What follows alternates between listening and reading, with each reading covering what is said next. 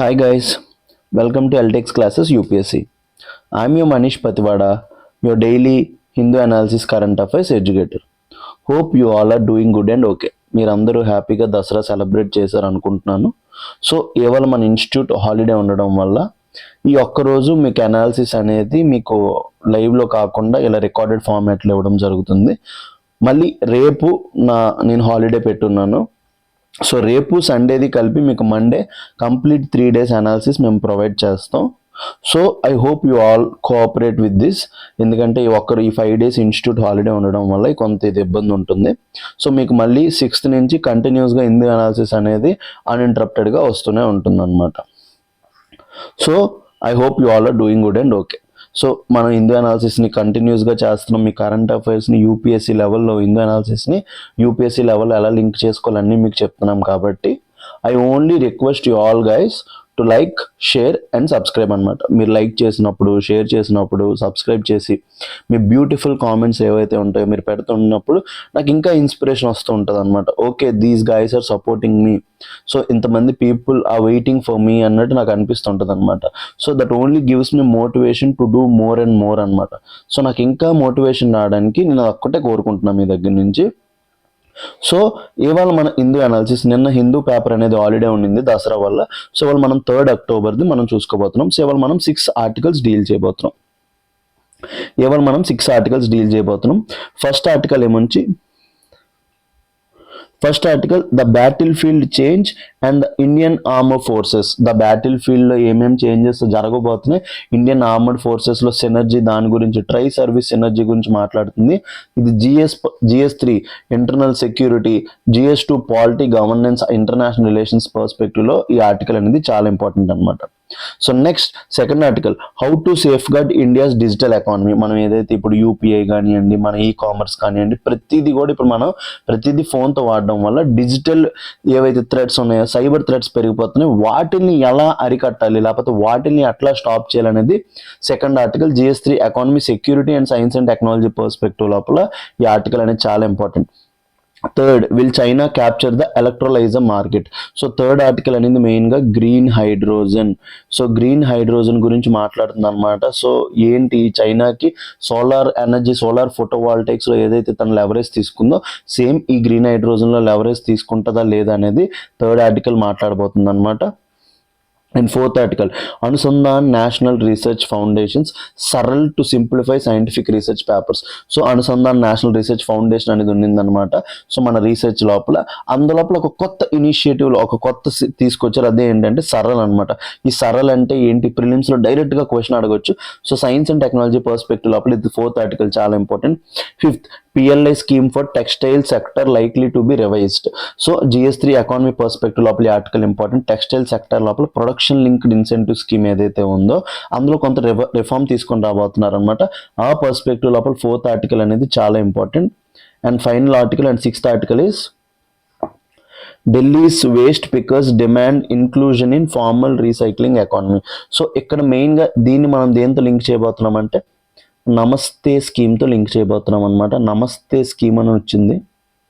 So అసలు నమస్తే scheme ఏంటి, ఏ మినిస్ట్రీ కింద ఉంటుంది, దాని యొక్క ఇంపార్టెన్స్ ఏంటి అనేది మనం ఫోర్త్ ఆర్టికల్లో తెలుసుకోబోతున్నాం, ఈ సిక్స్త్ ఆర్టికల్లో తెలుసుకోబోతున్నాం.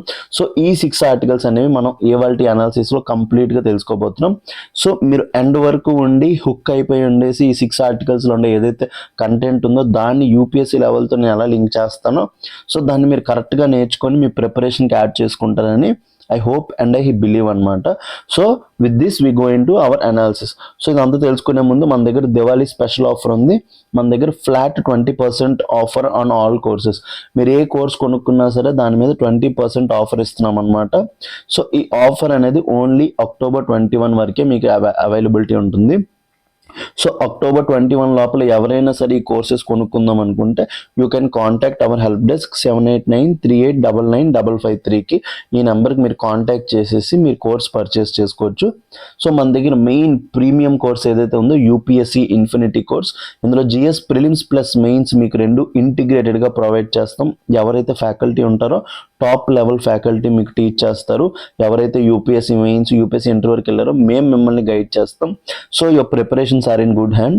ఎన్సీఆర్టీ అనేది ఫౌండేషన్ లెవెల్ నుంచి బిల్డ్ చేస్తాం. కరెంట్ అఫైర్స్ అనేవి కంప్లీట్గా హిందూ అనాలిసిస్ నేను ప్రొవైడ్ చేస్తున్నా, ప్రసాద్ సార్ ఇంకా సురేష్ సార్ ప్రొవైడ్ చేస్తున్నారు. దాంతోపాటు నైట్ కార్తిక్ సార్ కొంత కరెంట్ అఫైర్స్ ప్రొవైడ్ చేస్తున్నారు. సో మీకు కరెంట్ అఫైర్స్ అనేవి కంప్లీట్ డెప్త్గా ప్రొవైడ్ చేస్తాం. సీసాట్ అనేది వెరీ లిమిటెడ్ ఇన్స్టిట్యూషన్స్లో ఇస్తారు. సో అది కూడా మీకు ఇవ్వడానికి మేము ట్రై చేస్తాం. Prelims test series and mains answer writing రెండు కూడా మీకు ఇంటిగ్రేట్గా వస్తాయి. ఎవ్రీ వీక్ ప్రిలిమ్స్కి అయితే మాడ్యూల్ బేస్డ్ టెస్ట్లు అవుతుంటే మీకు ప్రిలిమ్స్ వచ్చే కొద్దీ ఫుల్ లెంత్ టెస్ట్లు అవుతాయి. ఇంకా మెయిన్స్ ఆన్సర్ రైటింగ్ అనేది మన దగ్గర కీ అనమాట. ఎవ్రీడే ఆన్సర్ రైటింగ్ ప్రోగ్రామ్ అనేది ఒకటి ఉంది. సో ఫీ కూడా వెరీ మినిమల్. ఎవరైతే రూరల్ ఆస్పిరెంట్స్, ఎవరైతే ఇంగ్లీష్ మీడియంలో చదువుకొని కానీ మాకు ఇంగ్లీష్ లోపల చెప్తుంటే అర్థం కావట్లేదు అనుకుంటే ఇక్కడ బైలింగ్వల్లో జరుగుతుంటాయి క్లాసెస్. కంటెంట్ ఇంగ్లీష్లో ఇస్తాం.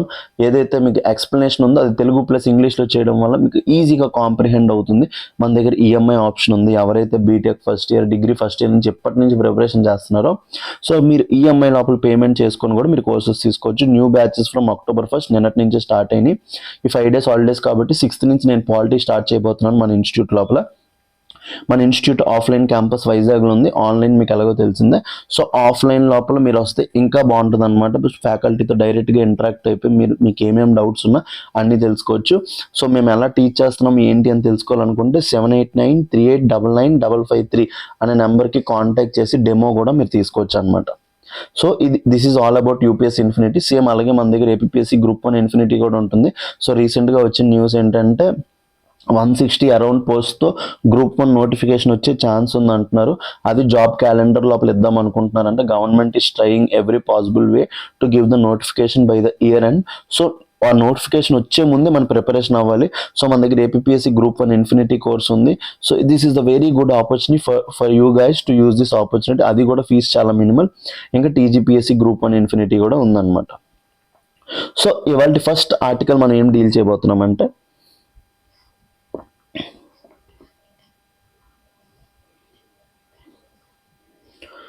The battlefield change and the Indian armed forces. So దేని గురించి మాట్లాడుతున్నారు? The battlefield change and the Indian armed forces. మీరు కరెక్ట్గా కాన్సన్ట్రేట్ చూస్తే ఇక్కడ ఒక మాట మాట్లాడారు.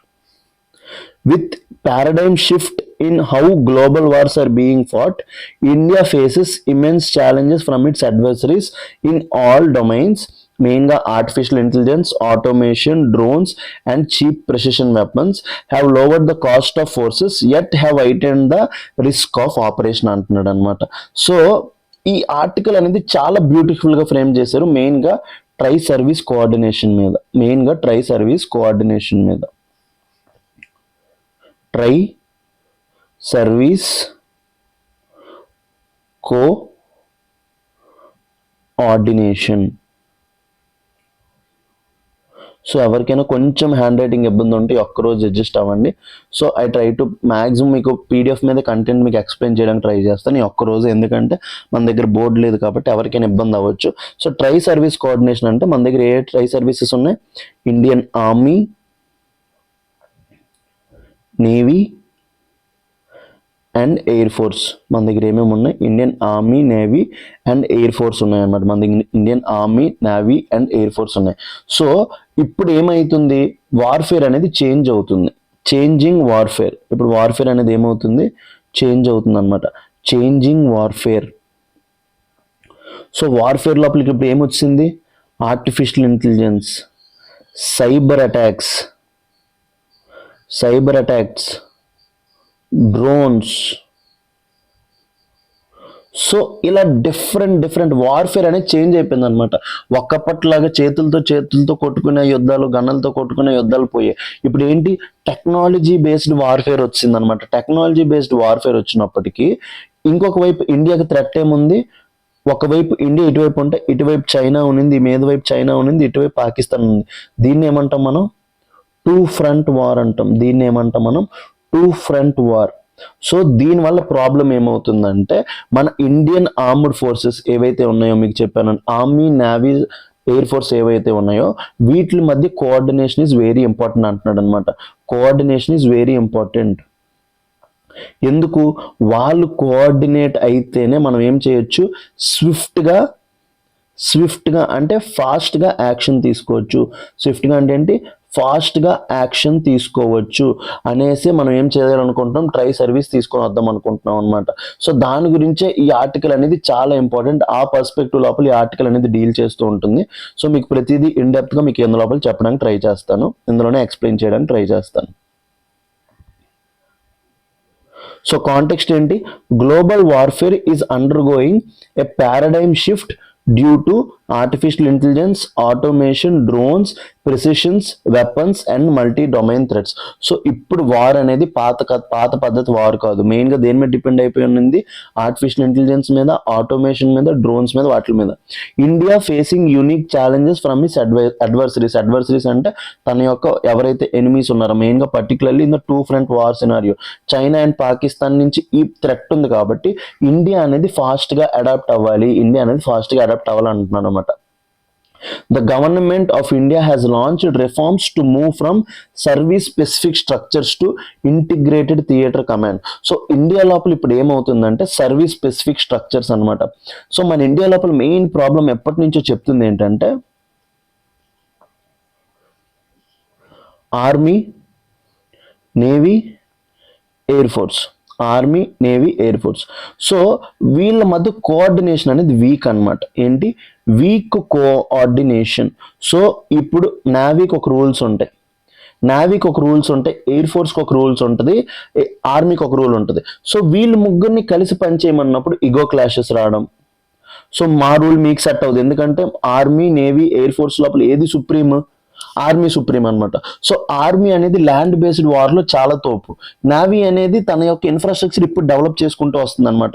ప్రాజెక్ట్ 15A కానీ, ప్రాజెక్ట్ 17A కానీ, సో ఇలా డిఫరెంట్ ప్రాజెక్ట్ 75I సబ్మెరైన్స్కి సంబంధించి కానీ, సో ఇలాగ ఇప్పుడు తన ఇన్ఫ్రాస్ట్రక్చర్ డెవలప్ చేసుకుంటుంది. ఎయిర్ ఫోర్స్ దగ్గర కూడా లిమిటెడ్ ఎక్విప్మెంట్ ఉంది. ఇప్పుడు ఏమవుతుందంటే ఆర్మీ దగ్గర ఎక్కువ రిసోర్సెస్ ఉన్నాయి compared to 3 armoured forces. Army అనేది చాలా ఎక్కువగా పవర్ ఎగ్జర్ట్ చేస్తుంటుంది అనమాట.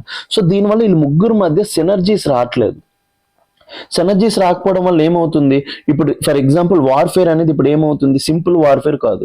ఇప్పుడు చైనా ఇండియన్ అటాక్ చేద్దాం అనుకుంటే ఒకవైపు ల్యాండ్ మీద నుంచి అటాక్ చేస్తుంది, ఇంకొక వైపు సౌత్ చైనా నుంచి మన ఇండియన్ ఓషన్ నుంచి అటాక్ చేస్తుంది. ఇక్కడ దేటి కావాలి మనకి? నేవీ కావాలి. ఇక్కడ ఏం కావాలి మనకి? ఎయిర్ ఫోర్స్ కావాలి, దాంతోపాటు ఆర్మీ కావాలి, ఎక్కడ కూడా ఎయిర్ ఫోర్స్ కావాలి. సో ఈ ముగ్గురు మధ్య కోఆర్డినేషన్ ఈజ్ వెరీ ఇంపార్టెంట్ అనమాట.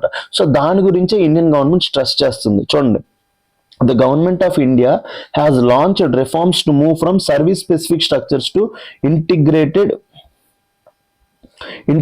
theatre commands to strengthen jointness, interoperability and readiness. మన మధ్య జాయింట్నెస్ పెంచడానికి, ఇంటరాపరబిలిటీ అంటే ఒక సర్వీస్ ఇంకొక సర్వీస్కి ఎలా హెల్ప్ చేసుకోవచ్చు వాటిని పెంచుకోవడానికి. అందుకోసమే ఈ సంవత్సరాన్ని ఏమన్నాం మనం? The year of reforms. ఇది అందరూ నోట్ డౌన్ చేసుకోండి. The year of reforms, transformation for the future initiative highlights this transition అనమాట. So what is all about అంటే India is attempting to transform its armed forces from coordination between services to command through integrated theatre command. మనం ఇప్పుడు ఏం పెడదాం అనుకుంటున్నాం? Integrated theatre command అనేది పెడదాం అనుకుంటున్నాం అనమాట. సో ముగ్గురు ఫోర్సెస్ అనేవి కంబైన్ అయ్యి హెల్ప్ చేసుకుంటారు. సో రిఫార్మ్స్ అనేవి ఎక్కడెక్కడ తీసుకొద్దాం అనుకుంటున్నారు? ఫస్ట్ స్ట్రక్చరింగ్ లోపల మారుద్దాం అనుకుంటున్నారు. ఆర్మీ, నేవీ, ఎయిర్ ఫోర్స్ యొక్క స్ట్రక్చర్ ఏదైతే ఉందో అందులోపల మారుద్దాం అనుకుంటున్నాం. దాని విధంగా మనం ఏం క్రియేట్ చేసాం? CDS, chief of defence staff పెట్టాం. ఎందుకు పెట్టాం? వీళ్ళు ముగ్గురు మధ్య కోఆర్డినేషన్ తీసుకొని రావడానికి. నెక్స్ట్ డాక్ట్రైనల్ ఇన్నోవేషన్, డాక్ట్రైన్స్ మారుద్దాం అనుకుంటున్నాం అనమాట. ట్రై సర్వీసెస్ ఏవైతే డాక్ట్రైన్స్ ఉంటాయో ఇప్పుడు డాక్ట్రైన్స్ మారుద్దాం అనుకుంటున్నాం. టెక్నాలజికల్ అడాప్షన్, ముగ్గురికి టెక్నాలజీ అనేది బాగా నేర్పిద్దాం అనుకుంటున్నాం. ఇంకొకటి ఏంటి? ప్రొఫెషనల్ మిలిటరీ ఎడ్యుకేషన్ లోపల ముగ్గురు కలిసి బతకాలి, ట్రై సర్వీస్ కోఆర్డినేషన్ అనేది యాడ్ చేద్దాం అనుకుంటున్నాం. And modernisation of forces. So ఇది మన యొక్క రిఫార్మ్స్. ఇప్పుడు ఏమేమి చేద్దాం అనుకుంటున్నాం? రిఫార్మ్స్ అంటే మెయిన్గా స్ట్రక్చర్ లోపల చేంజెస్ తీసుకొద్దాం అనుకుంటున్నాం, డాక్ట్రైన్ మారుద్దాం అనుకుంటున్నాం, న్యూ టెక్నాలజీస్ అడాప్ట్ చేసుకుందాం, అండ్ ప్రొఫెషనల్ మిలిటరీ ఎడ్యుకేషన్ తీసుకొద్దాం అనుకుంటాం అనమాట.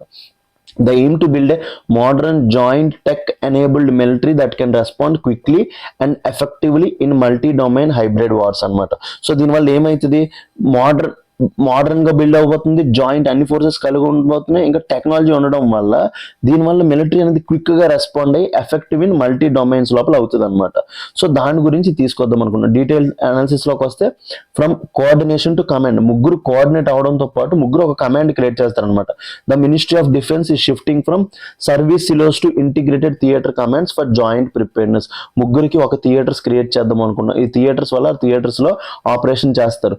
రిఫార్మ్స్ అనేవి చూడండి, ఇంటర్ సర్వీస్ ఆర్గనైజేషన్స్ క్రియేట్ చేశారు అనమాట. Command control and discipline rules 2025 gave commanders greater disciplinary and administrative powers అనమాట. ఇంటర్ సర్వీస్ ఆర్గనైజేషన్ రూల్స్ లోపల 2025 లోపల ఫస్ట్ తీసుకొచ్చారు.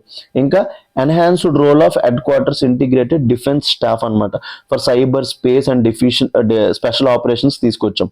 ఇంకా రీసెంట్ గా తీసుకొచ్చిన ఇనిషియేటివ్స్ ఏంటంటే రుద్ర అండ్ భైరవ. ఏం తీసుకొచ్చాం? రుద్ర అండ్ భైరవ. సో ఈ రుద్ర అండ్ భైరవ ఏంటంటే ఇండియన్ ఆర్మీ క్రియేట్ చేసింది అనమాట. ఏం క్రియేట్ చేసింది? రుద్ర అండ్ భైరవ.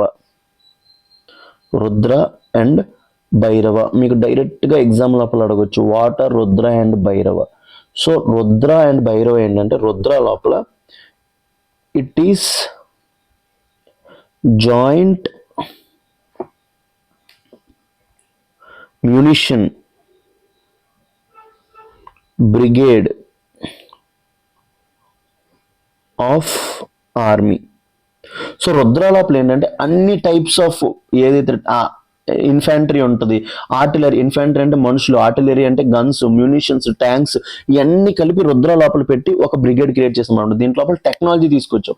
భైరవ అనేది కమాండోస్ అనమాట. భైరవ అనేది ఏంటి? Light commandos. ఈ కమాండోస్ ఎవరంటే మీరు అందరూ ఉరి మూవీ చూసుంటారు, వెంటనే అటాక్ చేసేస్తారు. సో అలాంటి ఒక థియేటర్ని క్రియేట్ చేస్తారు అనమాట. రుద్ర అనేది మొత్తం డిఫెన్స్ కి సంబంధించిన ఏవైతే, ఆర్మీకి సంబంధించిన ఏవైతే ఎక్విప్మెంట్స్ ఉంటాయో అన్ని ఇందులోపల ఉంటాయి. భైరవ అనేది ఏంటంటే దాంట్లో లోపల కమాండోస్ ఉంటారు అనమాట. వీళ్ళు జాయింట్ గా స్విఫ్ట్ యాక్షన్స్ తీసుకుంటారు. ఇప్పుడు ఆపరేషన్ సింధూర్ ఏంటంటే వెంటనే లేసేస్తారు అనమాట. ఉరి మూవీ చూసుంటారు మీరు, ఉరి మూవీ లోపల వెంటనే వీళ్ళు అటాక్ చేస్తారు. సో అలాంటిది అనమాట. So Rudra and Bhairav create చేయడం అనేది ఏంటంటే దీనివల్ల నెక్స్ట్ అన్నిటి లోపల తీసుకొద్దాం అనుకుంటాను. Formation and Rudra and Bhairav formation to integrate various arms, air defence, engineering, artillery అన్నిటిని తీసుకొస్తారు అనమాట.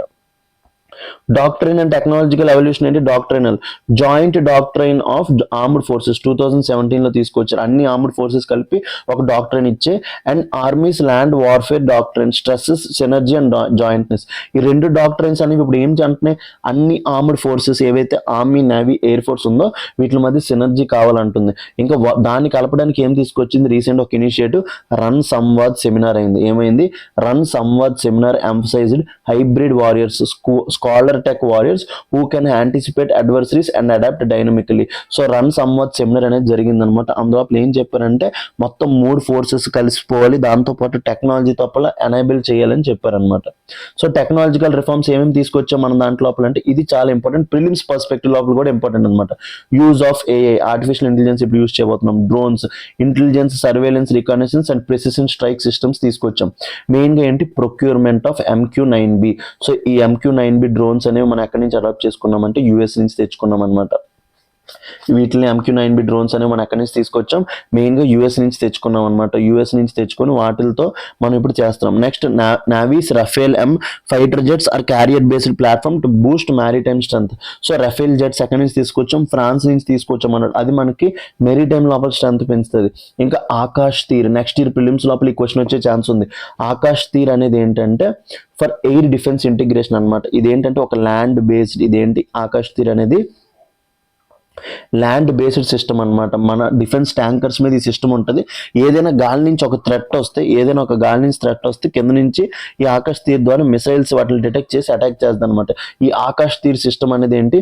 Integration of air force, air commandos and control system for unified operations అనమాట. సో దీని ద్వారా ఏమవుతుందో టెక్నాలజీ రిఫార్మ్స్ కూడా తీసుకొచ్చామన్నమాట. ఇంకేంటి చెప్పాను మీకు? క్రియేటింగ్ మోడర్న్ ఫోర్సెస్ ఏంటి? ఇంటిగ్రేటెడ్ బ్యాటిల్ గ్రూప్స్ క్రియేట్ చేస్తాం. ఎగ్జాంపుల్ రుద్ర అనే బ్యాటిల్ గ్రూప్ ఎవరిది? ఇండియన్ ఆర్మీది. Design to deploy within 12 to 48 hours with all arm capabilities. So ఇందులో ఇన్ఫాంట్రీ ఉంటారు, ఆర్టిలరీ అంటే గన్స్, ఇంజనీరింగ్, డ్రోన్స్ అన్ని పట్టుకొని దిగిపోతారు అనమాట. So Rudra and Pralay missile అనేది బెలిస్టిక్ మిసైల్ అనమాట. ల్యాండ్ టు ల్యాండ్ ఏంటి? ల్యాండ్ టు ల్యాండ్ అటాక్ చేస్తుంది అనమాట. ప్రళయ్ అనేది అక్కడి నుంచి అక్కడికి, ల్యాండ్ నుంచి ల్యాండ్ బెలిస్టిక్ మిసైల్ అనమాట. ల్యాండ్ బేస్డ్ క్వాజో ballistic missile system to strengthen distance. ఇంకా naval modernizations, carrier based Rafale Ms అంటే రాఫెల్ రాకెట్స్ ఏవైతే ఉన్నాయో ఫ్రాన్స్ నుంచి తీసుకున్నాం, unmanned under water and aerial vehicles and 15-year capability road maps అనమాట. So మెయిన్గా దేని మీద ఫోకస్ చేయబోతున్నాం, focus on joint training, logistics, fire power and professional military education, ఈ అన్నిటి మీద ఫోకస్ చేద్దాం అనుకుంటున్నాం. ఛాలెంజెస్ ఏంటి, ప్రెసెంట్ ఈ ట్రై ఫోర్సెస్ అన్ని కంబైన్డ్ అవ్వడానికి ఛాలెంజెస్ ఏంటంటే resistance from entrenched service silos. So ఈ ఇండియన్ ఆర్మీకి కానీ, నేవీకి కానీ, ఎయిర్ ఫోర్స్కి కానీ ఏంటి డిఫరెంట్ రూల్స్ ఉంటాయి, వాళ్ళకి వెళ్ళడానికి ఇష్టపడరు అనమాట, ఎందుకంటే ఇండియన్ ఆర్మీ అనేది more powerful. Lack of standardized command systems and communication protocols, వీళ్ళు ముగ్గురు మధ్య ఏదైతే ఉంటుందో కమాండ్ సిస్టమ్స్ కమ్యూనికేషన్ ఏదైతే ఉంటుందో అది వీక్గా ఉంటుంది అనమాట. సో దాని గురించి మనం ఏం క్రియేట్ చేసాం, chief of defence staff create చేసాం అనమాట. సో ఈ చీఫ్ ఆఫ్ డిఫెన్స్ స్టాఫ్ వల్ల ఏం చేస్తాం, కోఆర్డినేషన్ పెంచుతాం. ప్రొఫెషనల్ మిలిటరీ ఎడ్యుకేషన్, ఇప్పుడు ఎవరైతే ఆర్మ్డ్ ఫోర్సెస్ ఆఫీసర్స్ ఉంటారో వాళ్ళందరూ ఎక్కడికి వెళ్తారు, ఎన్డీఏ లోపలికి వెళ్ళి ట్రైనింగ్కి వెళ్ళినప్పుడు అందులోపల limited preparing officers for multi domain warfare అనమాట, మూడిట్ల లోపల కూడా పట్టుండే ఆఫీసర్స్ లేరు. సో వాళ్ళని ఫస్ట్ రెడీ చేస్తాం అనమాట. Need for civil military fusion in defence R&D involving DRDO, private industry and academy. So defence లోపల మోడర్నైజేషన్ జరగాలంటే DRDOతో పాటు ప్రైవేట్ సెక్టర్ కూడా కలాలి, అప్పుడే మనం ముందుకెళ్ళగలమని చెప్తుంది అనమాట ఆర్టికల్ యొక్క మెయిన్ థీమ్. వే ఫార్వర్డ్ ఏంటి, move beyond rhetoric of jointness to operation joint theatre command అనమాట. సో ఇప్పుడు ఏదైతే అంటున్నామో జాయింట్గా ఉండాలి, ముగ్గురు కలిసి పనిచేయాలి అనడం కన్నా నిజంగా పని చేయాలి, ఆపరేషనల్ జాయింట్ థియేటర్ కమాండ్స్ లోపలికి మారాలన్నమాట. Establish common data centres and interface system across army, navy, air force. Invest in professional military education 2.2 వాటి మీద ఇన్వెస్ట్ చేయాలన్నమాట. సో ఇంకా expand civil military education, AI, drone, hypersonic sectors ఏవైతే ఉన్నాయో private sector కూడా తీసుకొచ్చి దాని గురించి మనం ఏం చేయాలి, టెక్నాలజీని బిల్డ్ చేయాలన్నమాట. సో దాని బేస్ మీద మీకు UPSC మెయిన్స్ క్వశ్చన్ అనేది ప్రొవైడ్ చేసాం.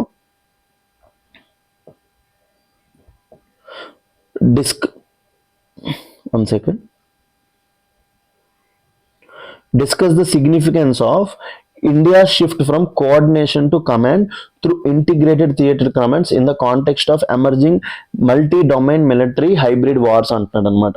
సో క్వశ్చన్ ఏం చెప్తున్నాడు, సో ప్రెసెంట్ ఏదైతే వార్ఫేర్ ఉందో దేంట్ లోపలికి మారిపోయింది, హైబ్రిడ్ వార్ఫేర్ లోపలికి మారింది అంటున్నాడు. హైబ్రిడ్ వార్ఫేర్ లోపలికి మారింది అంటున్నాడు కాబట్టి సో మిమ్మల్ని ఏమనుకుంటున్నాడంటే discuss the significance of India shift. First army, navy, air force అనేవి ఎక్కట్లో ఉండేవి, కోఆర్డినేషన్ నుంచి ఎక్కడికి మారుతున్నాయి, కమాండ్ థియేటర్స్ ఇంటిగ్రేటెడ్ కమాండ్స్ అయ్యాయి అనమాట. మెయిన్గా దేనివల్ల, two front war, so changing nature of warfare, artificial intelligence, drones, so ఇలాంటి రావడం వల్ల కోఆర్డినేషన్ నుంచి కమాండ్ ఇంటిగ్రేషన్ అనేది చాలా ఇంపార్టెంట్ అనమాట. ఈ పర్స్పెక్టివ్ లోపల మీరు ఈ క్వశ్చన్ రాయాలన్నమాట. సో ఏదైతే మీకు ఇప్పటి వరకు పాయింట్స్ చెప్పానో అన్ని పాయింట్స్ని యూజ్ చేసి ఏవేవైతే రుద్ర, భైరవ ఇనిషియేటివ్స్ చెప్పానో, రాఫెల్ జెట్స్ చెప్పానో, ఈ డిఫరెంట్ ఇనిషియేటివ్స్ అన్ని యూజ్ చేసుకొని మీ ఆన్సర్ని ప్రజెంట్ చేయడానికి ట్రై చేయండి. సో అప్పుడు ఏమవుతుందంటే ఈ క్వశ్చన్ అనేది నెక్స్ట్ ఇయర్ ఇంటర్నల్ సెక్యూరిటీ లోపల వచ్చే ఛాన్స్ ఉంది. So use this opportunity to right this question అనమాట. సో నెక్స్ట్ మనం వెళ్తే, సో మన దగ్గర ఏముంది, అల్టిమేట్ ఆన్సర్ రైటింగ్ ప్రోగ్రామ్ ఉంది. ఇది మన చక్రి సార్ డీల్ చేస్తున్నారు. సో మీకు డైలీ ఒక క్వశ్చన్ ఇస్తారు, ఒక క్వశ్చన్ ఇచ్చేసి ఆ క్వశ్చన్కి ఫస్ట్ అనాలిసిస్ ఇస్తారు, ఎలా రాయాలో చెప్తారు. అనాలిసిస్ ఇచ్చిన తర్వాత మీకు టైం ఇస్తారు, స్పెసిఫైడ్ టైంలో మీరు ఆన్సర్ రాశాక మీ ఆన్సర్ని అక్కడికక్కడే రివ్యూ చేశాక ఏమైనా తప్పులు ఉంటే చెప్పేసి, ఇంట్రో లోపల ఏమైనా మిస్టేక్స్ రాస్తున్నారా, బాడీ లోపల రాస్తున్నారా, కన్క్లూజన్ లోపల రాస్తున్నారా, ప్రెజెంటేషన్ ఆస్పెక్ట్స్ ఎలా ఇంక్రూజ్ చేయాలో చెప్పేసి క్లైమాక్స్లో మీకు అనేది ఒక మోడల్ PDF ఆన్సర్ ప్రొవైడ్ చేస్తారనమాట. సో UPSC ఇన్ఫినిటీ బ్యాచ్ స్టూడెంట్స్కి అనేది మీ ప్రోగ్రామ్ లోపల ఇది ఇంక్లూడ్ అయ్యి వస్తుంది. సో ఎవరైతే నా ప్రిపరేషన్ అయిపోయింది, నా ఆన్సర్ రైటింగ్ని ఇంప్రూవ్ చేద్దాం అనుకుంటున్నా, అప్కమింగ్ నోటిఫికేషన్స్ అనుకునే వాళ్ళకి, మిగతా ఎక్స్క్లూడింగ్ స్టూడెంట్స్ మీరు ఓన్లీ ఈ కోర్స్ కూడా తీసుకోవచ్చు అనమాట. So next article, very important article, how to safeguard India's digital economy. ఏంటి ఇండియాస్ డిజిటల్ ఎకానమీ? సో మనకి చెప్పాను, మనదేంటి DPI గురించి చెప్పాను, మన గురించి ఏం చెప్పాను, మనది డిజిటల్ పబ్లిక్ ఇన్ఫ్రాస్ట్రక్చర్ గురించి చెప్పాను. సో అన్నిటికంటే లోయెస్ట్ లెవెల్ ఏముంటుంది, ఆధార్ అనేది మీకు ఏం క్రియేట్ చేసింది, ఐడెంటిటీ క్రియేట్ చేసింది. సో సెకండ్ లెవెల్ ఏముంటుందని చెప్పాను, bank accounts. So bank accounts, మీ మొబైల్ బ్యాంకింగ్ దీని ద్వారా మీకు ఏం క్రియేట్ చేసాం, మీకు సెకండ్ ఒక బేస్ క్రియేట్ చేసాం అనమాట. థర్డ్ దీని మీద మనం ఏం క్రియేట్ చేసాం, యూపీఐ క్రియేట్ చేసాం. దీని మీద ఏం క్రియేట్ చేసాం, యూపీఐ క్రియేట్ చేసాం అనమాట. ఇది మన India's digital public infrastructure, 3 layer digital public infrastructure. అన్నిటికన్నా లోవర్ లెవెల్లో ఏముంటారు, ఆధార్ ఉంటుంది, దాని మీద ఏముంటుంది బ్యాంక్ అకౌంట్, దాని మీద యూపీఐ ఉంటుంది అనమాట. సో ఇది మన 3 లేయర్ డిజిటల్ పబ్లిక్ ఇన్ఫ్రాస్ట్రక్చర్. ఈ డిజిటల్ పబ్లిక్ ఇన్ఫ్రాస్ట్రక్చర్ వల్ల ఇండియా అనేది అన్ని విధాలుగా డెవలప్ అయిపోయింది. సో ఇప్పుడు మీరు వెళ్ళినప్పుడు మీరు మొబైల్లో మీరు బయటికి వెళ్తారు, బయటికి వెళ్ళి బట్టలు కొనుక్కోవాలనుకున్నా, ఏది కొనుక్కోవాలన్నా దేని ద్వారా కొనుక్కుంటున్నారు, through PhonePe, Google Pay. So normal transactions అనేవి వాడడం మానేశారు అనమాట. సో నార్మల్ ట్రాన్సాక్షన్స్ అనేవి వాడడం మానేశారు. సో ఈ ఆర్టికల్ మెయిన్గా దేని మీద స్ట్రెస్ చేస్తుందంటే, దీనివల్ల ఏమైపోయిందంటే సైబర్ అటాక్స్, సైబర్ అటాక్స్ పెరిగిపోయాయి అనమాట. సైబర్ అటాక్స్ పెరిగిపోయి సో దాన్ని ఎలా అరికట్టాలనే దాని గురించే మన ఇప్పుడు ఆర్టికల్ అనేది డీల్ చేస్తుంది అనమాట. సో ఇది చాలా బ్యూటిఫుల్ ఆర్టికల్. సో ఈ ఆర్టికల్ లోపల ఒక పర్స్పెక్టివ్ అనేది ప్రొవైడ్ చేశారు అనమాట. సో దాని గురించి చదువుకుందాం. Context,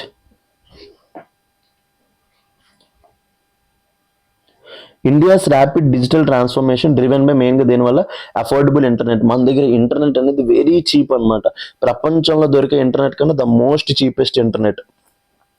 digital banking, UPI and e commerce అంటే మన మింత్రా, అమెజాన్ ఇవన్నీ ఉన్నాయి కదా, ఫ్లిప్కార్ట్, ఇవన్నీ e commerce has enhanced convenience and inclusion.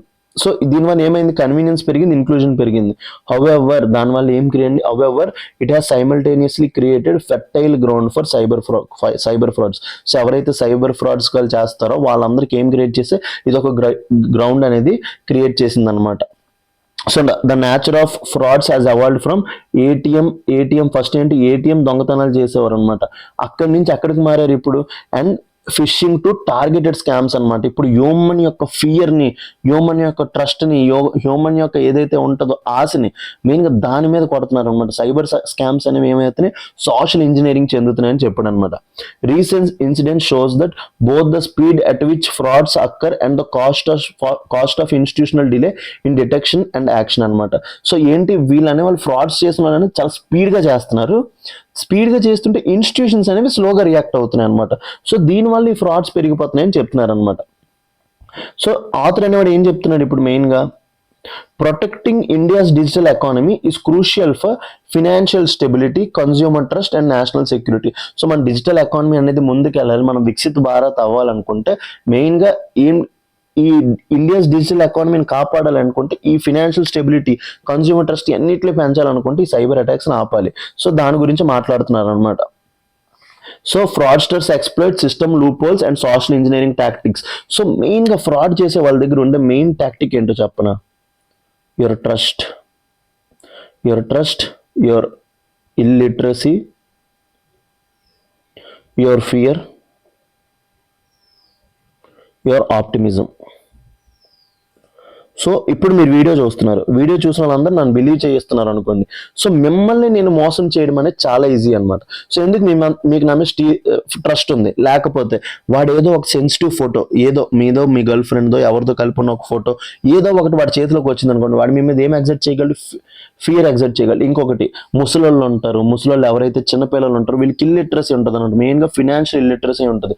So వాళ్ళకి వెళ్ళి డైరెక్ట్గా ఓటీపీ ఫోన్ చేసి ఓటీపీ అడిగితే వాళ్ళు ఎందుకు ఓటీపీ అడుగుతున్నారో కూడా తెలియదు, కానీ వాళ్ళ బ్యాంక్ అకౌంట్స్ లో బోల్డ్ డబ్బులు దాచుకొని ఉంటారు అనమాట. సో ఈ ఏవైతే టెక్నిక్స్ ఉన్నాయో, ట్రస్ట్, ఇల్లిటరసీ, ఫియర్, వీటిని యూజ్ చేసి ఈ ఫ్రాడ్స్టర్స్ ఏవైతే ఉన్నారో వీళ్ళు మెయిన్గా ఈ సైబర్ క్రైమ్స్ అనేవి చేస్తున్నారు అనమాట. సో అందులో మెయిన్గా ఏమేమి ఉంటాయి, ఫిషింగ్ అంటే ఏంటి, మీ అకౌంట్కి డైరెక్ట్గా వస్తుంది అనమాట. మీ డైరెక్ట్గా క్లిక్ చేస్తారు లింక్, దానివల్ల డబ్బులు దొబ్బేస్తారు. నెక్స్ట్ ఓటీపీ యూపీఐ ఫ్రాడ్స్ అనమాట. OTP UPI frauds. సో డైరెక్ట్గా ఓటీపీ అడుగుతారు, యూపీఐ ఫ్రాడ్స్ అడుగుతారు, ఓటీపీ అడుగుతారు, మీరు చెప్పగానే మీ అకౌంట్ నుంచి డబ్బులు కట్ అవుతాయి. నెక్స్ట్ ఐడెంటిటీ థెఫ్ట్, మీలాగా ఐడెంటిటీ లాగా వాళ్ళు చెప్తారు. నెక్స్ట్ లోన్ స్కామ్స్, మీకు ఈ లోన్ ఇస్తాం, ఆ లోన్ ఇస్తాం, మాకు ఒక 50,000 ఇవ్వాలి, 10,000 ఇవ్వాలని చెప్తారు. ఇంకా నెక్స్ట్ డిజిటల్ అసెట్ థెఫ్ట్స్ అనమాట. ఈ ఏవైతే మీ డిజిటల్ అసెట్స్ ఉంటాయో లైక్ క్రిప్టో కరెన్సీస్, వాటిని కూడా వీళ్ళు థ్రెట్స్ చేస్తుంటారు అనమాట. మెయిన్గా విక్టిమ్స్ ఎవరంటే ఎల్డర్లీ, ముసలి వాళ్ళు, రూరల్ యూజర్స్, జాబ్ సీకర్స్ చాలా మంది జాబ్ ఉండదు కాబట్టి మీకు 2,000 కట్టండి, 3,000 కట్టండి, జాబ్ ఇప్పిస్తాం అంటారు. లోన్ అప్లికెంట్స్, చాలా మందికి లోన్స్ కావాలి. సో మీకు లోన్స్ కావాలి కాబట్టి మీరు లోన్ మేము ఇప్పిస్తాం, సో మీరు మాకు డబ్బులు కట్టాలంటారు. And even educated individuals, so normal పీపులే కాదు, మనం ఏమనుకుంటాం, మనం చాలా తెలివైన వాళ్ళు అనుకుంటాం.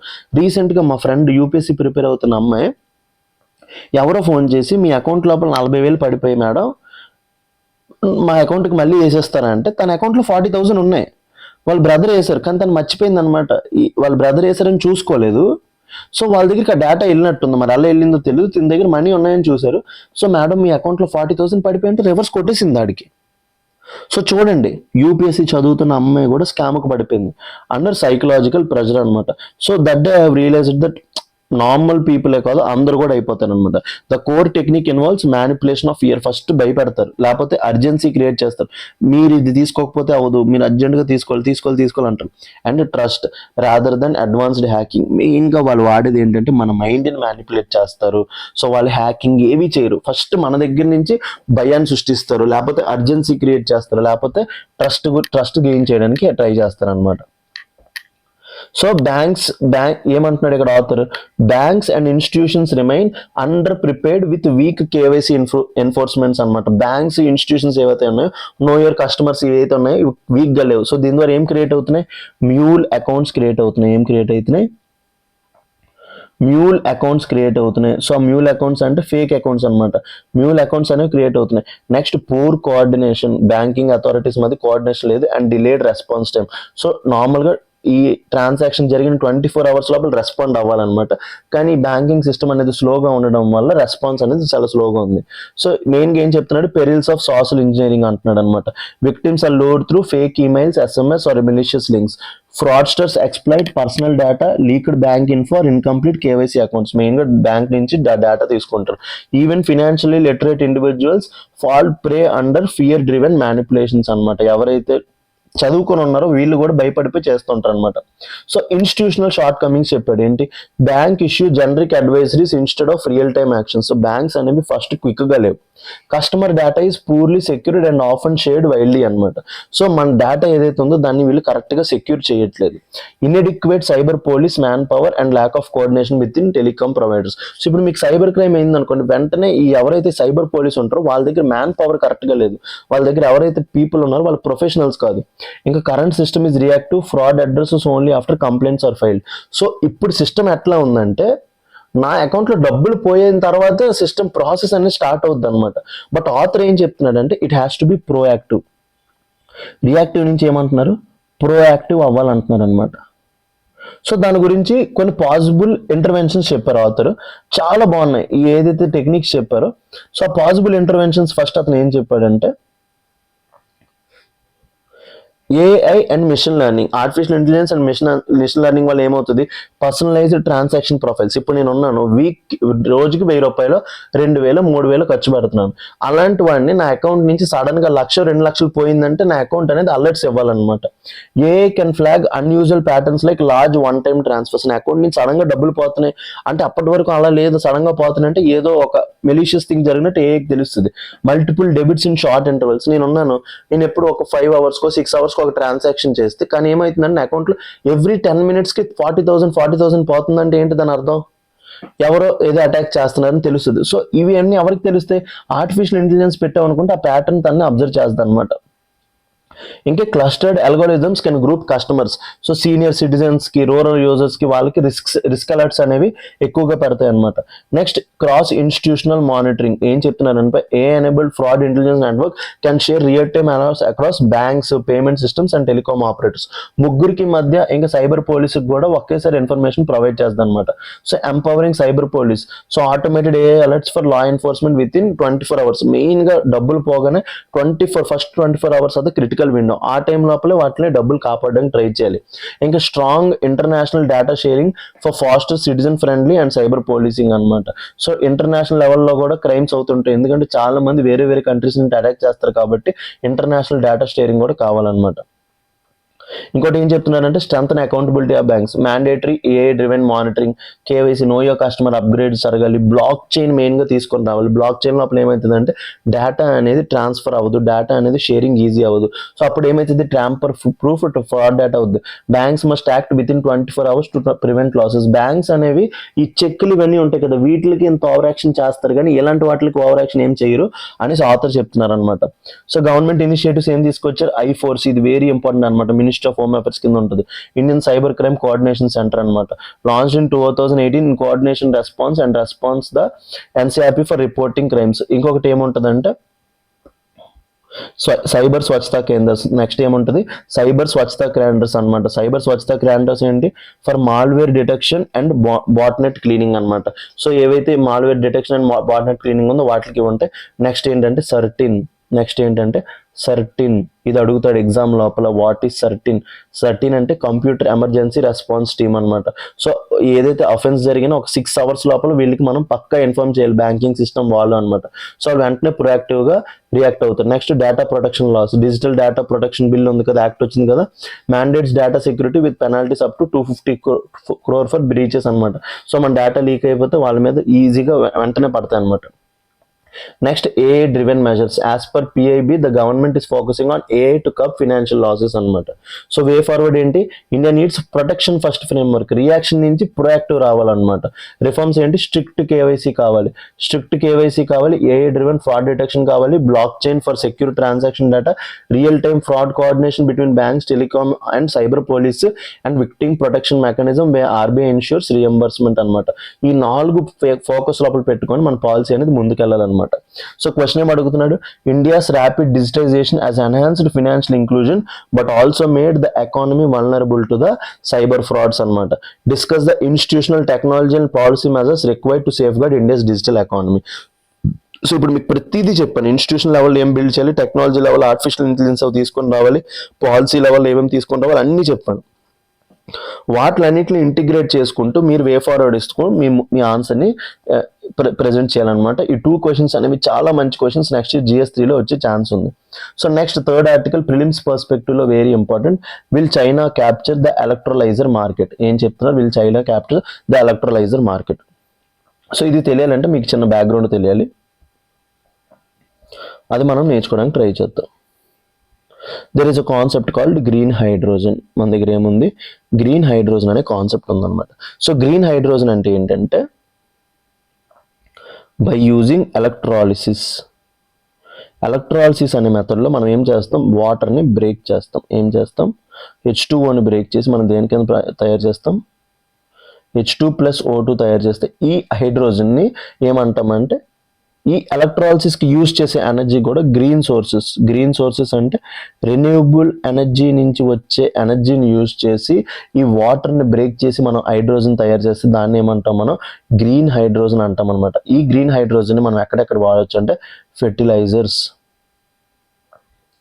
ఫెర్టిలైజర్స్, ఎనర్జీ, డిఫరెంట్ ఇండస్ట్రీస్ లోపల ఈ గ్రీన్ హైడ్రోజన్ అనేది వెరీ ఇంపార్టెంట్. సో మన ఇండియా లోపల ఏముంది, గ్రీన్ హైడ్రోజన్ మిషన్ 2030 ఉంది. మన ఇండియా లోపల ఏముంది, గ్రీన్ హైడ్రోజన్ మిషన్ 2030. సో అప్పటికి మనం ఏమంత 5 million metric tons యాన్యువల్లీ మనం గ్రీన్ హైడ్రోజన్ని ప్రొడ్యూస్ చేయాలి. సో అది మన యొక్క ఎయిమ్ అనమాట. సో మీకు గ్రీన్ హైడ్రోజన్ గురించి చెప్పడానికి ట్రై చేశాను. సో ఇప్పుడు ఆథర్ ఏం చెప్తున్నాడు, వీళ్ళు China capture the electrolyser market అంటున్నాడు అనమాట. సో గ్రీన్ హైడ్రోజన్ తయారు చేయాలంటే మనకు అన్నిటికన్నా ఇంపార్టెంట్ థింగ్ ఏంటంటే ఎలక్ట్రోలైజర్స్. ఎందుకంటే ఎలక్ట్రోలైసిస్ ప్రాసెస్లో మనకి ఏం కావాలి, ఎలక్ట్రోలైజర్స్ కావాలన్నమాట. సో దాని గురించి ఈ ఆర్టికల్ అంతా మాట్లాడుతున్నాడు. సో మీకు బేసిక్స్ చెప్పాను, అప్పుడు మీకు ఇదంతా అర్థమైపోతుంది. చూడండి, the global clean energy transition is moving beyond solar and wind to green hydrogen అనమాట, which is seen as a critical for decarbonisation. So ఈ గ్రీన్ హైడ్రోజన్ లోపల మీరు నార్మల్ బాగా గమనిస్తే ఇందు లోపల ఏం కార్బన్ డైఆక్సైడ్ రిలీజ్ అవుతుందా, హార్మ్ఫుల్ ఏవైతే gases, green house gases release అవ్వట్లేదు. సో డీకార్బనైజేషన్, ఇప్పుడు గ్లోబల్ వార్మింగ్ తగ్గించాలంటే green hydrogen is also importance అనమాట.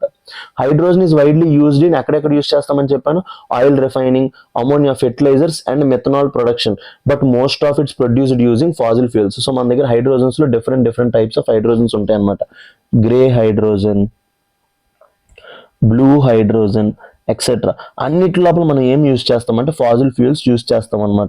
సో వాటికి స్టీమ్ మీథేన్ రిఫార్మింగ్ అనే టెక్నిక్ యూజ్ చేస్తాం. ఇవన్నీ కూడా మీకు ఎన్వైరన్మెంట్ సైన్స్ అండ్ టెక్ ఏవైతే ఉన్నాయో వాటిలో నేను ఇన్డెప్త్గా చెప్పడం జరిగింది. సో మన కోర్సెస్ లోపల అవైలబుల్గా ఉందన్నమాట. కంట్రిబ్యూటింగ్ టు కార్బన్ ఎమిషన్స్ అంటున్నాడు అనమాట. సో గ్రీన్ హైడ్రోజన్ టెక్నాలజీస్ అనేవి ఎక్కడ హెల్ప్ అవుతాయి? Production, storage, transportation and application are rapidly advancing with electrolysers at the core of production. So green hydrogens తయారు చేయాలంటే electrolysis process important. So electrolysis process అన్నిటికన్నా important thing ఏంటి? Electrolysers important అనమాట. Much like China's dominance in solar photovoltaic modules, questions are being raised about whether it can replicate similar success in the electrolyser market. So ఇప్పుడు solar technology అంటే solar photovoltaic modules ఉంటాయి. మీకు చెప్పాను solar technology లోపల solar ఎనర్జీని మీకు harvest చేయాలంటే మనకి ఏం కావాలి?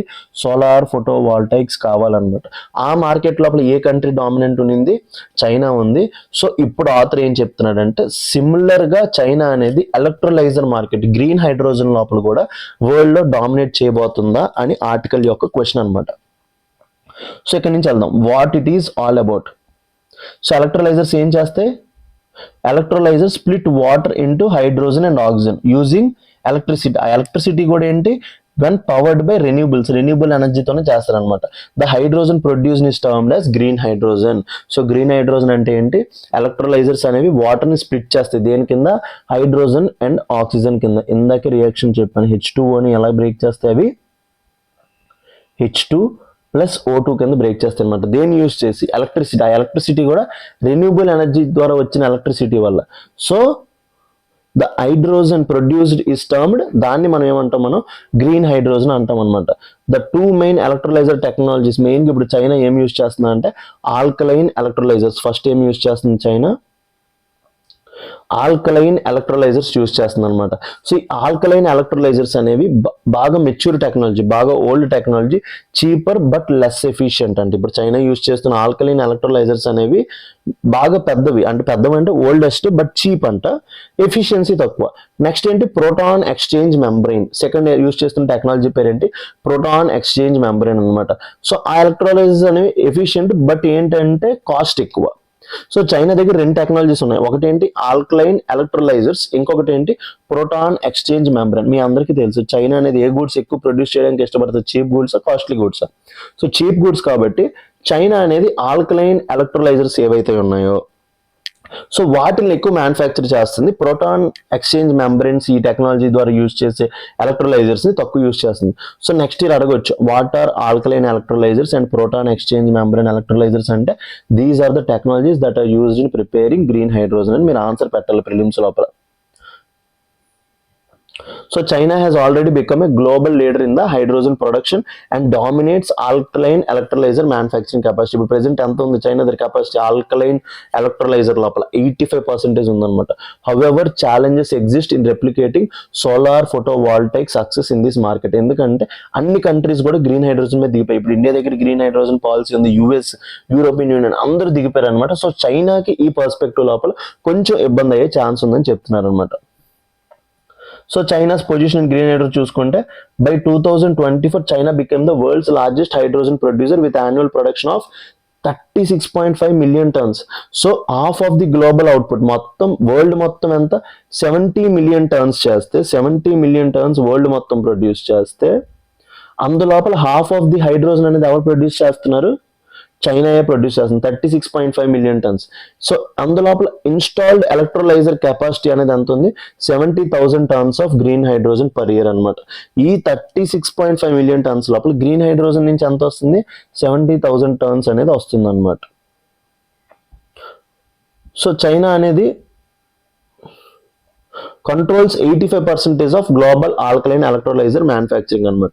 మేజర్ ప్లేయర్స్ ఎవరెవరు ఎందు లోపల అంటే లోంగి అనే ఒక organisation, Envision Energy, among others expanding rapidly into hydrogen domain.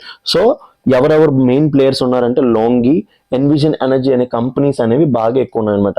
How did China capture solar photovoltaic అంటే మెయిన్ గా దేని వల్ల సోలార్ ఎనర్జీ లోపల చైనా తోపోయిందంటే దీనివల్ల అనమాట. Strong state led policies and subsidies, large scale domestic demand, aggressive manufacturing scale up, supply chain dominance through low cost and global exports. ఇవన్నిటి ద్వారా సోలార్ ఫోటోవాల్టైక్స్ లోపల చైనా అనేది తోపు అయిపోయింది. Challenges for China in electrolyser market. ఇంత లోపల తోపు అవ్వకుండా ఉండడానికి ఛాలెంజెస్ ఏంటంటే, unlike solar photovoltaic, hydrogen is not just about cost competitiveness అనమాట. సో మెయిన్గా ఏంటి కావాలి, technological dependence. Green hydrogen requires integrated high purity customised electrolyser systems అనమాట. ఇవి కావాలన్నమాట. Exporters with proven track records may have edge over China's mass produce. So వీటి లోపల quality important cost కన్నా. నెక్స్ట్ ఏంటి, సిస్టమ్ ఇంటిగ్రేషన్ రిక్వైర్మెంట్స్ అనమాట. End users demand fully integrated hydrogen systems with transport, storage and usage pathways. This makes quality and reliability more critical than just low price. So ఇలాంటివి జరగాలంటే మెయిన్గా quality కావాలి. China goods లోపల ఏముంటుంది, quantity ఉంటుంది, cost తక్కువ ఉంటుంది కానీ క్వాలిటీ ఉండదు అనమాట. Regulatory and market inconsistencies. Green hydrogen projects demand heavily on national decarbonization policies. అన్నిటి మీద డిపెండ్ అయి ఉంటుంది అనమాట. కాంపిటీషన్ యూరోప్, యుఎస్, ఇండియా వీళ్ళందరూ కూడా వీటి మీద ఎక్కువగా కష్టపడుతున్నారు ఇప్పుడు. సో ఎమర్జింగ్ గ్లోబల్ కాంపిటీషన్ ఏంటంటే, European and US companies are leveraging technology superiorities. So ఇది ఏదైతే ఇది పిఎం టెక్నాలజీ ఉందో, సాయిల్ ఆక్సైడ్ ఎలక్ట్రోలైజర్ సెల్స్ ఉన్నాయో, సో వీటి మీద ప్రోటాన్ ఎక్స్చేంజ్ మెంబ్రేన్ ఎలక్ట్రోలైజర్స్, ఈ టెక్నాలజీస్ మీద ఎక్కువ కష్టపడుతున్నారు. చైనా అనేది ఏంటి, లో కాస్ట్ టెక్నాలజీస్ ఆల్కలైన్ ఎలక్ట్రోలైజర్స్ మీద ఎక్కువ కష్టపడుతుంది. China faces hurdles in foreign policy, trust deficits and restricted access in the western markets అనమాట. సో వే ఫార్వర్డ్ ఏంటి, China will remain a key player due to scale and cost advantage, but its dominance will be less absolute compared to solar photovoltaic. Solar photovoltaic లో cost తక్కువ అవడం వల్ల చైనాకు dominance ఉంది, కానీ ఈ విషయంలో చైనాకు డామినెన్స్ అనేది అంత ఎక్కువ ఉండదు. To succeed globally it must invest in advanced electrolysers. So China తోపు అవ్వాలంటే ప్రోటాన్ ఎక్స్చేంజ్ మెంబ్రేన్ ఎలక్ట్రోలైజర్స్ మీద, ఈ వాటి మీద ఎక్కువ కష్టపడాలి. Enhance system integrating capability, systems మొత్తం ఈ సప్లై చైన్ మొత్తం ఇంటిగ్రేషన్ చేయడంలో కష్టపడాలి. Build international partnership. ఇండియా లోపల ఏముంది చెప్పాను, నేషనల్ గ్రీన్ హైడ్రోజన్ మిషన్ ఉంది అన్న. నేషనల్ గ్రీన్ హైడ్రోజన్ మిషన్ ఉంది. సో దాన్ని మనం 2023 లోపల లాంచ్ చేసాం. అందులోపల 2 ఉంటాయి అనమాట. Sight ship, national green hydrogen mission లోపల ఏముంటుంది, సైట్ షిప్ అని ఉంటాయి అనమాట. సైట్ అనేది electrolysers, domestic electrolyser production, ship అనేది ఏంటంటే హబ్స్ క్రియేట్ చేయడానికి. So national green hydrogen mission కి ఇందాకే టార్గెట్ చెప్పాను, 2030కి ఎంత అచీవ్ చేద్దాం అనుకుంటున్నామో కింద కామెంట్ సెక్షన్ లోపల కామెంట్ చేయండి. కొలాబరేషన్ విత్ EU, US వీళ్ళతో టైఅప్ అవుదాం అనుకుంటున్నాం అనమాట. క్వశ్చన్ ఏమంటున్నాడు, with reference to green hydrogen production technologies consider the following. Alkalized electrolysers are less efficient than proton exchange management electrolysers but are cheaper and widely used in commercial plants అంటాడు. So first statement రైటే. Proton electrolyzer manufacturing electrolyzers are better suited for renewable energy integration due to their flexibility. So అవి cost ఎక్కువైనా సరే వాటి technology dominance అనేది ఎక్కువ ఉంటుందని చెప్పాను. By 2024 China accounted for more than 80% of global manufacturing of alkaline electrolysers అంటున్నాడు. So more than 80% అనేది చైనా అనేది ఇందు లోపల ఉందన్నమాట. సో ఈ 3 స్టేట్మెంట్స్ కూడా మన ఆర్టికల్ నుంచే పిక్ చేసాం. So answer to this question is 1, 2, 3. So next ఏం చెప్తున్నాడు, ANRF నెక్స్ట్ ఆర్టికల్ దీని గురించి మాట్లాడుతున్నాడు. Anusandhan national research foundation Saral to scientific research papers అనమాట. సో మెయిన్గా ఏంటంటే మన నేషనల్ ఎడ్యుకేషన్ పాలసీ ఏమైతే ఉందో అది మెయిన్గా దేని మీద ఇన్వెస్ట్ చేయమంటుందంటే R&D, రీసెర్చ్ అండ్ డెవలప్మెంట్ మీద ఇన్వెస్ట్ చేయమంటుంది అనమాట. రీసెర్చ్ అండ్ డెవలప్మెంట్ మీద ఇన్వెస్ట్ చేయమంటుంది. సో ఇప్పుడు మన ఇండియన్ GDP లోపల less than 2% అనేది ఎడ్యుకేషన్ మీద పెడుతున్నారు, 3% ఎడ్యుకేషన్ మీద పెట్టాలి. ఇప్పుడు R&D అనేది ఓన్లీ 0.7% ఆఫ్ ది GDP ఉండదు. R&D షేర్ని పెంచాలనేది ఏం చెప్పారు, నేషనల్ ఎడ్యుకేషన్ పాలసీ చెప్తే దానికి సంబంధించి మనం ఏం తీసుకొచ్చాం, Anusandhan national research foundation act తీసుకొచ్చాం. ఏం తీసుకొచ్చాం, Anusandhan national research foundation act of 2013. మెయిన్గా ఏంటంటే ఈ పెద్ద ఎవరైతే సైంటిస్టులు ఉంటారో వాళ్ళు పేపర్స్ తయారు చేస్తారో వాటిల్ని పీపుల్ అందరికీ ప్రొవైడ్ చేయాలి, గ్లోబ్ మొత్తానికి, ఇండియా మొత్తానికి ప్రొవైడ్ చేయాలి. సో అప్పుడే మనం ముందుకు వెళ్తాం అనేసి తీసుకొచ్చింది ఏంటి, అనుసంధాన్ నేషనల్ రీసెర్చ్ ఫౌండేషన్ అనమాట. సో దాంట్లోపల ఒక ఇనిషియేటివ్ తీసుకొచ్చారు, అనుసంధాన్ నేషనల్ రీసెర్చ్ ఫౌండేషన్స్ ఏంటది, సరల్. దాంట్లోపల ఏం తీసుకొచ్చారు, సరల్ తీసుకొచ్చారు. అది ఏంటో తెలుసుకుందాం. Anusandhan national research Foundation, India's newest science funding agency, has launched a tool called, ఏం తీసుకొచ్చాం, సరల్. సో నెక్స్ట్ ఇయర్ అడుగుతాడు, recently seen in news what is Saral. Saral అంటే simplified and automated research amplification and learning. Saral అంటే ఏంటి? Simplified and automated research amplification and learning. It is related to what? Anusandhan national research Foundation. Anusandhan national research foundation లోపల ఏమైతాయి అంటే పెద్ద పెద్ద సైంటిస్టులు ఏం ప్రొవైడ్ చేస్తారు? థీసిస్ అనేది బాగా టెక్నికల్గా ఉంటుంది అనమాట, దాన్ని సింప్లిఫై చేస్తుంది ఈ సరళ అనేది ఆర్టిఫిషియల్ ఇంటెలిజెన్స్ వాడేసి. ఏంటి? ఈజీ కాంప్రిహెండబుల్ వీడియోస్ కింద లేకపోతే వాయిస్ కింద వీటి కింద మార్చేసి మనకు అర్థమయ్యేలా చేస్తుంది అనమాట. జనరల్ పీపుల్కి గవర్నమెంట్స్కి అర్థమయ్యేలా చేస్తుంది అనమాట ఈ సరళ అంటే. అది ఈ అనుసంధాన్ నేషనల్ రీసెర్చ్ ఫౌండేషన్ లోపల ఏదైతే మెటీరియల్స్ ఈ థీసిస్ వీళ్ళు ఇస్తారో దాన్ని ఈజీలీ కాంప్రిహెండబుల్ వే లోపల మన అందరికి అర్థమయ్యేలా చేసేది ఏంటి? ఈ సరళ అనమాట. చూడండి, aim to make scientific research more accessible to the general public by generating lay person summarizes for complex research papers అనమాట. ఈ కాంప్లెక్స్ రీసెర్చ్ పేపర్స్ ఏవైతే ఉంటాయో వాటి లోపల ఉండే డేటా అనేది మనందరికీ ఈజీగా అర్థమయ్యేలా చేస్తారనమాట. This initiative reflects India's push to strengthen science communication, research, accessibility and public engagement in R&D. R&D లోపల ఇండియా యొక్క రోల్ని పెంచడానికి ట్రై చేస్తుంది అనమాట. What is it all about? Saral uses artificial intelligence to extract information from scientific publications, converts complex research into దేంట్లోకి మారుస్తానని videos, podcast, posters, presentation for wider dissemination. Purpose ఏంటి? To bridge the gap between scientific community. సైంటిస్టులు ఎవరైతే ఉంటారో వాళ్ళు చెప్పేదానికి మనకి అర్థం అవ్వాలి కదా, వాళ్ళు చెప్పే కాంప్లెక్స్ టెక్నాలజీస్ అన్ని మనకు అర్థం కావు. And society ensuring research outcomes are understood by the non experts. So మనలాంటి వాళ్ళకి కూడా అర్థం కావాలి. ఫోకస్ ఏంటి? డీప్ సైన్స్ అండ్ ఇంజనీరింగ్ అనమాట, with applications in drug discovery, aerospace వాటి మీద. సో డీటెయిల్డ్ అనమాట. డీటెయిల్డ్ అనాలిసిస్ ఏంటి? Anusandhan research foundation and its mandate. ఇది దేని ద్వారా వచ్చింది అన్నాను? Anusandhan national research foundation act 2013. So ఇందులో 2 ఉంటాయి అన్నమాట, గవర్నింగ్ బాడీ, ఎగ్జిక్యూటివ్ బాడీ. ఇందులో 2 బాడీస్ ఉంటాయండి, governing body, executive body. Governing body head prime minister, governing body head prime minister.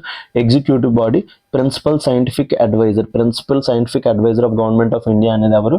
Executive బాడీకి హెడ్ అయితే గవర్నింగ్ బాడీకి హెడ్ ఎవరు? Prime minister. So next year question అడుగుతాడు. So Anusandhan national research foundation లోపల executive బాడీకి head prime minister అంటాడు, so governing బాడీకి head principal scientific adviser అంటాడు. సో మనం అక్కడ లాక్ అయిపోతాం. సో నేను ఎక్స్పెక్ట్ చేస్తున్న బెస్ట్ అండ్ బేసిక్ క్వశ్చన్ ఏంటి?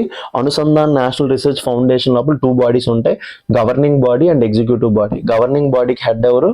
Prime minister. ఎగ్జిక్యూటివ్ బాడీకి ఎవరెవరు? ప్రిన్సిపల్ సైంటిఫిక్ అడ్వైజర్ అనమాట.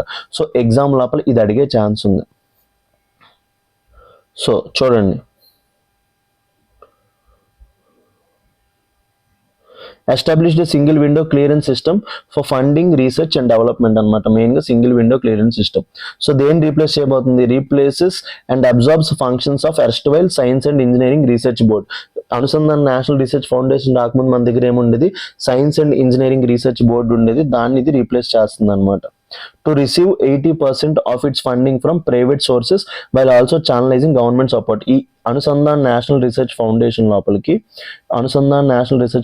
లోపలికి గవర్నమెంట్ ఫండింగ్ అనేది 30% ఉంటే ప్రైవేట్ సెక్టర్ ఫండింగ్ అనేది 70%. ఇద్దరు ఫండింగ్ వచ్చేలాగా చూసుకుంటుంది అనమాట. మీరు గుర్తుపెట్టుకోండి, ఏఎన్ఆర్ఎఫ్ గవర్నమెంట్ యాక్ట్ క్రియేట్ చేసింది కదా, గవర్నమెంట్ డబ్బులు పెడుతుంది, ప్రైవేట్ సెక్టర్ పెట్టదు అని అనుకోవద్దు.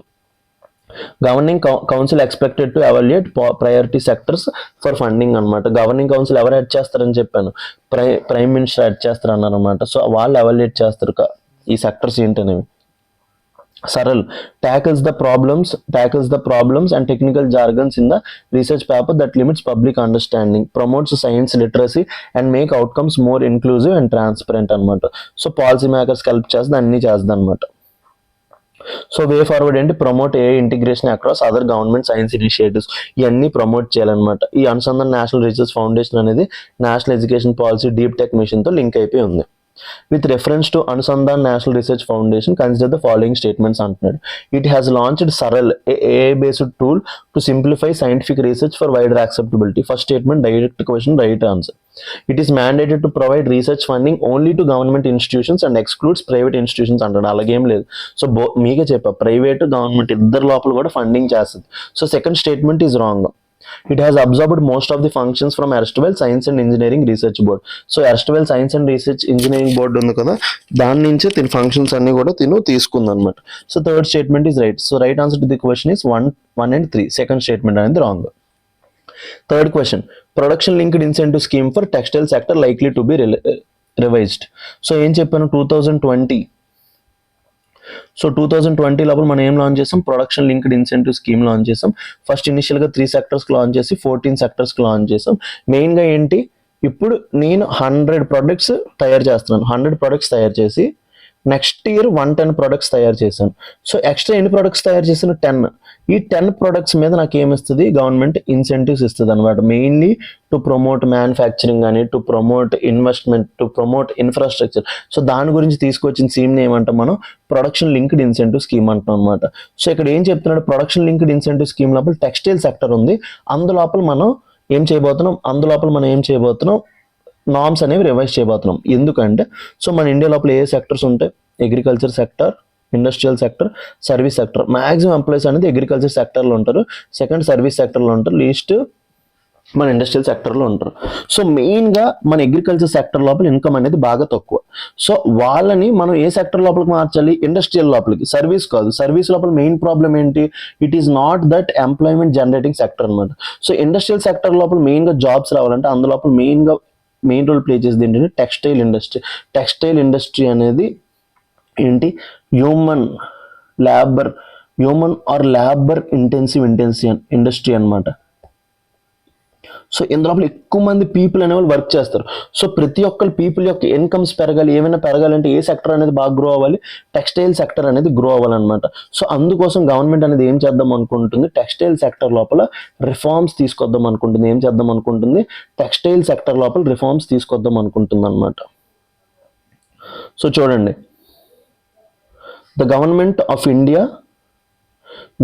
of India introduced the production linked incentive scheme to boost domestic manufacturing, reduce import dependencies and enhance global competitiveness. దాని గురించి మనం ఏం తీసుకొచ్చాం, ప్రొడక్షన్ లింక్డ్ ఇన్సెంటివ్ స్కీమ్ తీసుకొచ్చాం అనమాట.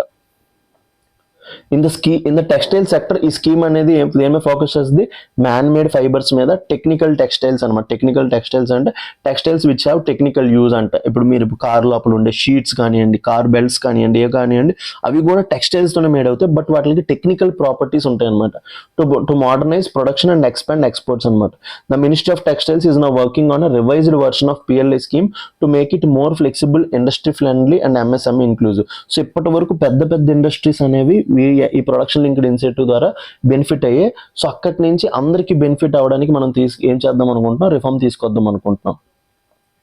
So the revised scheme aims to expand opportunities, ensure ease of doing business and attract greater investments, particularly in the man-made fiber textiles అనమాట. ఈ revised scheme, ఈ ప్రొడక్షన్ లింక్డ్ ఇన్సెంటివ్ స్కీమ్ మనం ఏం చేయబోతున్నాం, reform చేయడం వల్ల ఏమవుతున్నాయి, ఆపర్చునిటీస్ పెరిగి, ఈజ్ ఆఫ్ డూయింగ్ బిజినెస్ పెరిగి అండ్ గ్రేటర్ ఇన్వెస్ట్మెంట్స్ అట్రాక్ట్ అయ్యి మెయిన్గా మ్యాన్ మేడ్ ఫైబర్స్ లోపల అట్రాక్ట్ అవుతాయి అనమాట. మెయిన్గా చూడండి, expected changes include addition of new HSN codes అనమాట. 8 for man made fiber apparels. So 8 man made fiber ఎప్రల్స్కి, ఎప్రల్ అంటే ఏం లేదు, క్లాత్ని ఏమంటాం అప్పుడప్పుడు మనం అప్రల్ ఇండస్ట్రీ అంటాం అనమాట. సో మ్యాన్ మేడ్ ఫైబర్స్కి 8, 9 ఫర్ ఫ్యాబ్రిక్స్ అనమాట. ఈ రెండింటి లోపల మనం HSN కోడ్స్ తీసుకొని రాబోతున్నాం. లోవర్ ఇన్వెస్ట్మెంట్ థ్రెషోల్డ్స్, ఇన్వెస్ట్మెంట్స్ అనేవి తగ్గించబోతున్నాం. 150 crore part 1A and 50 crore for part 2A. So అప్పుడు ఇన్వెస్ట్మెంట్ తక్కువైనప్పుడు కూడా వాళ్ళకి బెనిఫిట్స్ వచ్చాయి అనుకోండి, ఈ మైక్రో స్మాల్ మీడియం ఎంటర్ప్రైజెస్ అనేవాళ్ళు బెనిఫిట్ అవుతారు అనమాట. MSMEs అనేవాళ్ళు బెనిఫిట్ అవుతూ ఉంటారు అనమాట. So next, incremental turnover required for incentive set at 10%. So 10% increase అయితే చాలు అనమాట. ఇయర్ 100 ప్రొడ్యూసింగ్ చేస్తే నెక్స్ట్ ఇయర్ 110 అంటే ఎంత పర్సెంట్ పెరిగినట్టు, 10% పెరిగితే చాలు వీళ్ళకి బెనిఫిట్స్ అనేవి ఇస్తామని చెప్తున్నారు అనమాట. సో దీనివల్ల ఏమవుతుంది, సో స్మాల్ కంపెనీస్ ఎవరైతే ఉంటారో వాళ్ళు ఈ రిఫార్మ్స్ ద్వారా బెనిఫిట్ అవుతారు అనమాట. ఈ న్యూ ఫ్రేమ్వర్క్ వల్ల ఏమవుతుంది, వీళ్ళలో existing firms to participate by setting up new units under the revised criteria. ఎవరైతే ఎగ్జిస్టింగ్ చిన్న ఫార్మ్స్ ఉన్నారో వాళ్ళు కూడా కొత్త యూనిట్స్ అనేవి పెట్టొచ్చు అనమాట. డీటెయిల్డ్ అనాలిసిస్ వెళ్తే ఏంటి, నీడ్ ఫర్ రివిజన్ అనమాట. Original scheme faced challenges due to high investment threshold. So అందుకే మన ఇన్వెస్ట్మెంట్ థ్రెషోల్డ్ ఎంతకు తగ్గించాం, 150 crore 100 crore తగ్గించాం అనమాట. Limiting participation to large firms. దీనివల్ల ఏంటి, ఓన్లీ లార్జ్ ఫర్మ్స్ అనేవి ఇన్వాల్వ్ అయ్యాయి అనమాట. Small and medium enterprises and startups found it difficult to qualify. ఆ 500 crores ఉండేది ముందు, సో దాన్ని ఇప్పుడు ఎంత తగ్గించాం, 150 crores 100 crores వరకు తగ్గించాం అనమాట. So industry stakeholder demanded more inclusive structure అనమాట. ఫీచర్స్ ఆఫ్ రివైజ్డ్ స్కీమ్ ఏంటి, flexibility and ease of doing business. Ease of doing business అనేది ఈ స్కీమ్ ద్వారా పెరిగిందనమాట. Next support for MSMEs. Lower investment barriers వల్ల ఎంఎస్ఎంఈస్ ఎక్కువ వస్తారు.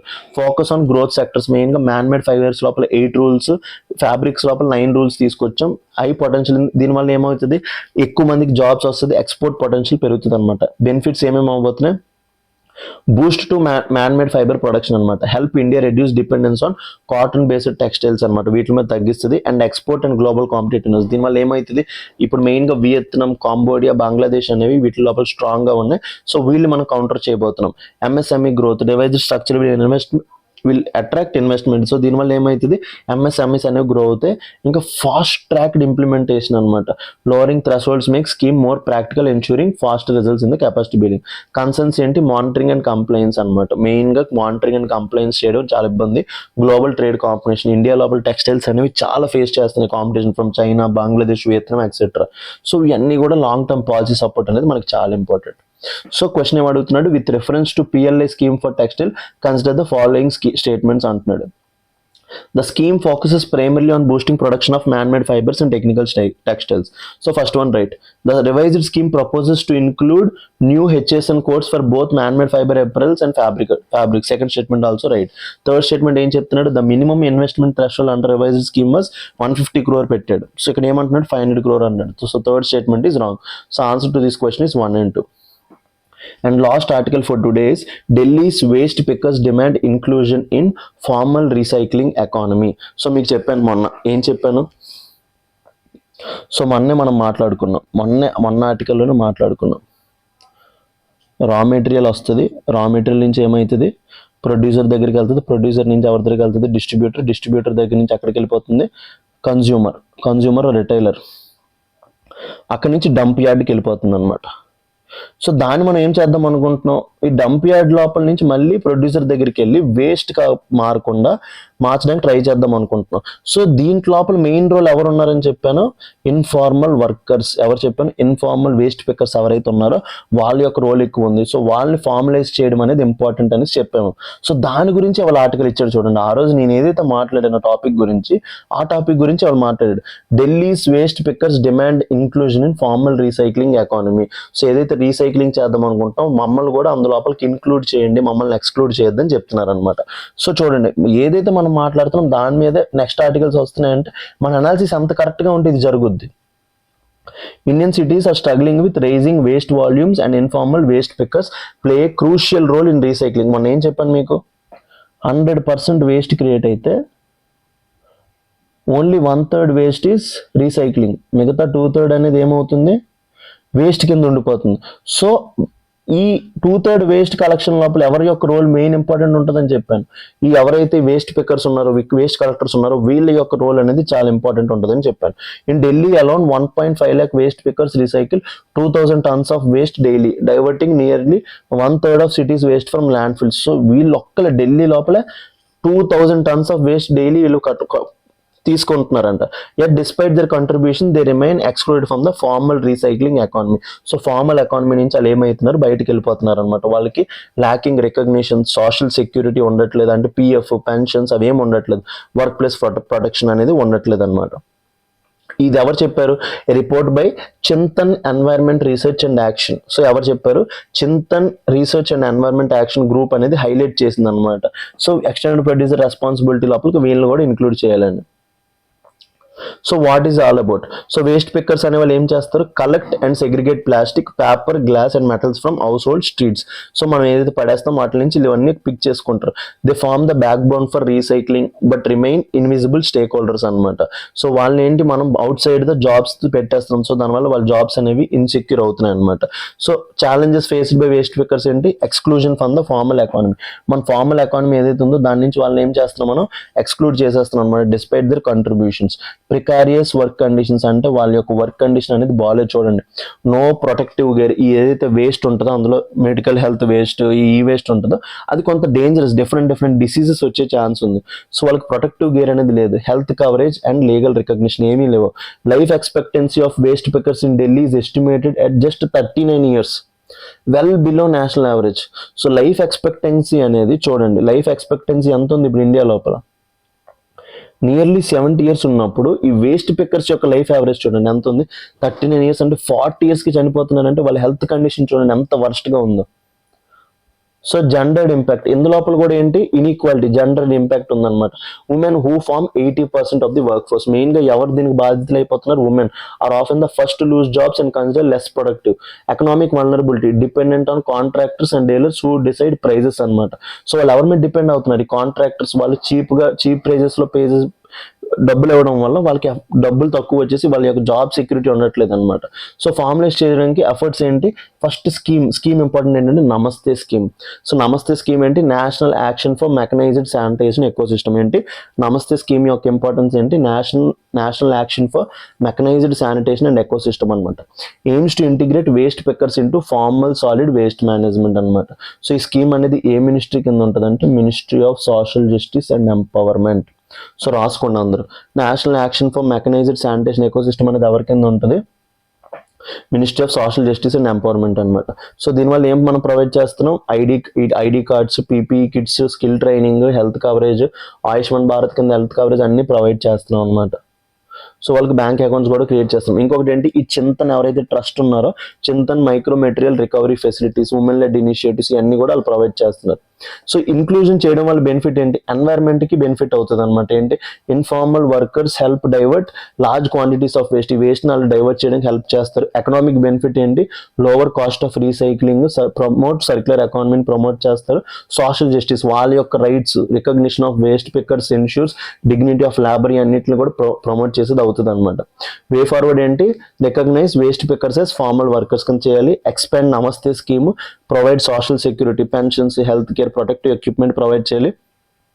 Promote waste picker cooperatives and women lead collectives, strengthen extended producer responsibility. So ఇవన్నీ చేయాలన్నమాట. So with reference to waste pickers in India consider the following statements అంటున్నాడు. Waste pickers contribute significantly to recycling, yet mostly remain excluded from solid waste management systems. బయట కొంటారు. First statement right. The Namaste scheme aims to integrate waste pickers into formal economy by providing ID cards, PPE kits చేస్తుంది.